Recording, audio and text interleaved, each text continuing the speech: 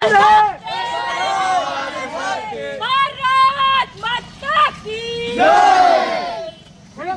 और हक मांगते नहीं किसी से भीख मांगते, नारी के सम्मान में एक दूसरे के साथ में, नारी के सम्मान में एक अधिकारी ने बोला वो, बोलाओ रे बोलाओ अधिकारी ने बोला वो, नारी के सम्मान में एबीवीपी में गान में, बोलाओ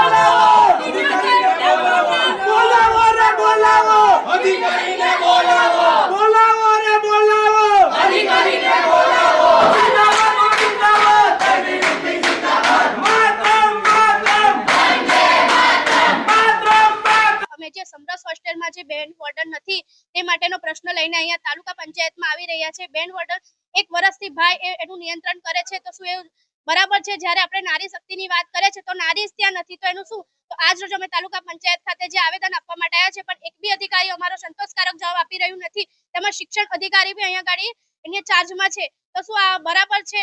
તો આજ રોજ જે તાલુકા પંચાયતમાં જે આવેદન પત્ર આપવામાં આવ્યા છે, જ્યાં સુધી અમને સંતોષકારક જવાબ નહીં મળે ત્યાં સુધી અમે અખિલ ભારતીય વિદ્યાર્થી પરિષદ અહીંયાથી ઊભું નહીં થાય તેની માંગ આપીએ છીએ। નમસ્તે। ની અંદર મહિલા સશક્તિકરણની, મહિલા વિકાસની, મહિલા સુરક્ષાની વાત થતી હોય ત્યારે છોટા ઉદેપુરને આવેલા નસવાડી નગરની અંદર જે આદિજાતિ વિકાસ મંત્રાલય દ્વારા જે સમરસ હોસ્ટેલ ચાલે છે, જેમાં 50 થી વધુ બહેનો રહે છે, પરંતુ એમની સુરક્ષા માટે કોઈ પણ બેન વોર્ડન તરીકે નથી।